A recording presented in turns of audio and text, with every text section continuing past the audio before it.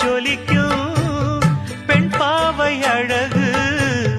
ஒன்றாக கலந்த 300 நிலவு பொட்டோடு பூவும் கொண்டு தாவும் மயில்தான் பாத கொலுசு பாட்டு பாடி வரும் பாடி வரும்